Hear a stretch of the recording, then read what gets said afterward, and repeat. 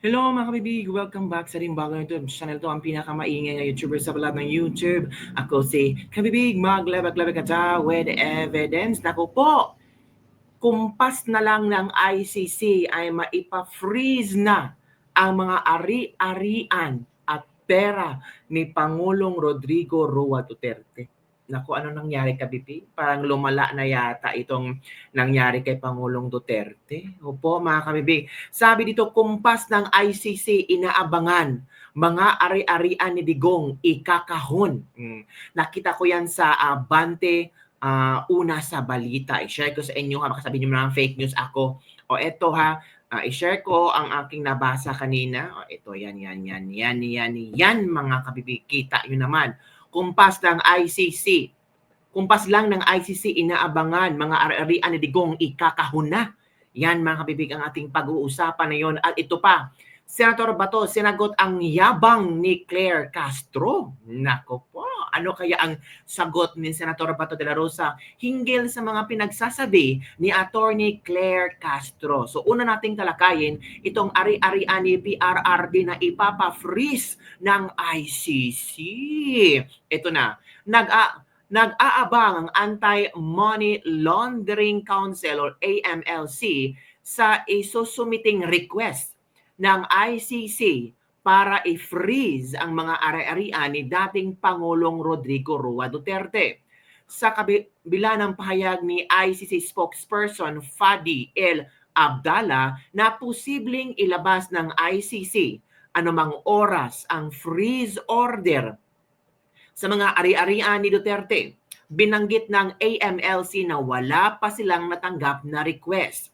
Sa ulat ng GMA News Online, pinaliwanag ni AMLC Executive Director Matthew David na kung mag-request ang ICC, susuriin ito ng kanilang tanggapan at ikukonsulta sa ibang ahensya ng gobyerno kung ano ang magiging tugon ng Philippine government. So it means Philippine government is the last one to say. Kung ano ang tugon ng Philippine government, o sige, i-freeze natin, ay walang magagawa ang AMLC. Di ba? The AMLC remains committed to fulfilling its mandates as the Central Anti-Money Laundering and Counter-Terrorism Financing Authority. Nilinaw naman ni Palace Freeze Officer Attorney Claire Castro na wala pang katiyakan na makipagtulungan ang gobyerno sa ICC kapag naglabas ng freeze order para sa mga ari-arian ng dating Pangulo. Talaga Castro, maniniwala pa kami sa gobyerno? Kasi sabi nyo, walang jurisdiction ang Pilipinas sa ICC. Pero pinasurrender nyo, pinakulong nyo si Pangulong Duterte sa ICC. Ano ba talaga, dahil naguguluhan ang mga tao sa mga statements niyo? Kung ito pangalang ba? Sabi ni Claire Castro, there is no commitment on our part. On the part of the administration, if we will comply with any order issued by the ICC, considering that the ICC as of the moment has no jurisdiction over the Philippines. Ito na naman tayo, Claire. Ay nako, statement din yan ni BBM noon na hindi natin susurrender Duterte kasi walang jurisdiction ang ICC over the Philippines. Pero ano nangyari? Nako, another bodol na naman ka, Claire. Ay nako, mga bodol guys, bodol girls, bodol everywhere. Di ba? Kaugnay naman sa paghimok ng ICC na muling sumanib ang Pilipinas, sinabi ni Castro na ngiti lamang ang sagot ni Pangulong Ferdinand Bongbong Marcos. Talaga nag-smile lang siya.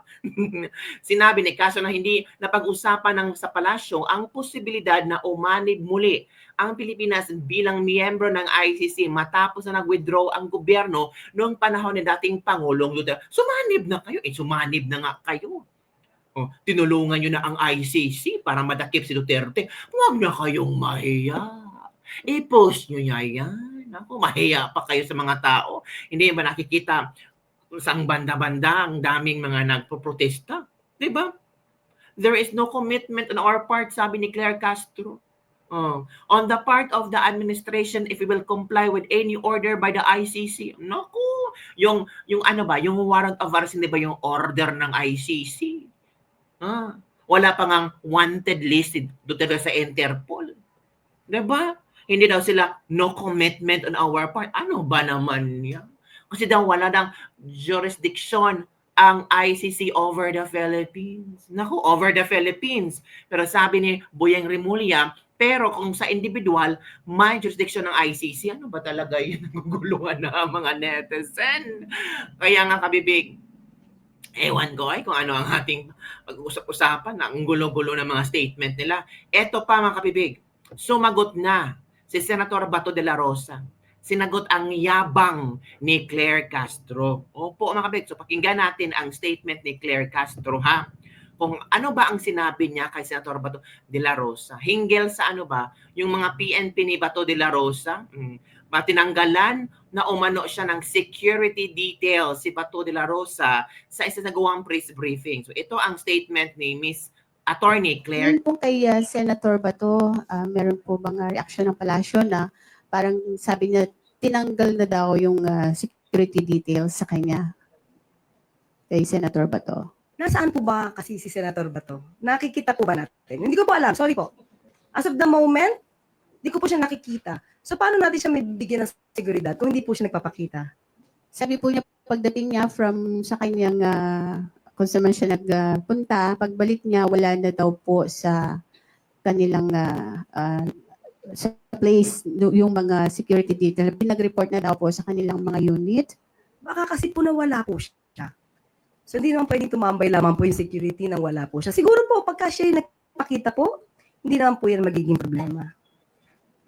Ano daw yung nawala si Senator Bato de la Rosa? Pagka siya yung nagpakita po, hindi naman kung trabaho ng PNP na bantayan si Senator Bato de la Rosa, kung nawawala man siya or nandyan, hindi yung aalis sa pwesto. On standby sila. Kung darating si Senator Bato de la Rosa, they're doing their job. Kung wala si Senator Bato de la Rosa, mag-rest day sila. Yung hindi yung ipare-recall. Magkaiba yung naka-on standby kasi merong ginawa si Senator Bato de la Rosa, baka nag-retreat or nag-team building sa grupo, or ayaw na ni Senator Bato de la Rosa na may kasamang mga PNP, iba yun kaysa ni-recall. Ano ba si Claire Castro? Kaya sinagot ni Senator Bato de la Rosa itong si Claire Castro. Ano ba ang sagot ni Senator Bato de la Rosa? Simple lang. Ito ang sagot ni Senator Bato de la Rosa, mga kabibig. Nako, Claire Castro, masupalpal ka talaga Senator Bato de la Rosa. Ito ang kanyang sagot. Ikaw, Miss Castro, if you see injustice happening around, are you still going to surrender yourself to the authority? Yan ang itanong mo sa kanya. Malalim. Diba? Ito ang nakita ni Senator Bato de la Rosa na may injustices. Bawal ba? Senator Bato de la Rosa na magprotektar sa kanyang sarili? Oo, hindi nakabubuti yung gagawin ko. Pero yung ginagawa nila, nakabubuti ba yun sa ating bansa? Yung hinuli nila at dinala si Pangulong Duterte doon sa The Hague, nakabuti ba yun sa ating bansa? Sinampal talaga ni Senator Bato de la Rosa si Claire Castro, mga kabibig. Nako po. So yun mga kabibig, at ito naman ang mga komento ng ating mga netizen hinggil sa pagsagot ni Senator Bato de la Rosa kay Claire Castro. Sabi ni Neldeth Cortez, tama si Senator Bato de la Rosa. Castro, hindi ka habang buhay sa kinatatayuan mo. Ngayon aalis ka rin dyan, pagsisara na ang presidente. From Susan Lucino Puebles. Siya ipadala sa ICC para malaman niya. Irish Lumana. Huli na ang lahat, kaya huwag nang pagtalunan. Move on na daw, sabi ni VP Sara. From Yam Saligpon. Ito pa ang ilang mga komento ha. Basta nasa admin ngayon, puro manhid na ang pagmumuka. Kakapal! From Rene Hernandez Ables. Ito pa ang mga ibang komento sa sinasabi ni Bato de la Rosa. Laban lang sir, huwag kang susuko, PDB laban, straight vote. Hindi yun nakabuti kasi mapapansin ng ibang bansa na mahina pala ang Pinas. Mahina pala ang justice system ng Pinas. Madali tayong sakupin katulad ng ginawa ni Magellan. Pero ang Mindanao lang talagang matapang kasi ayaw magpasakop. Kaya nga mana sa sila kay Digong. Matapang kaya madaming gusto sa kanya. Tapang itong bagong admin pamimigay ng ayuda lang para sa mga tao.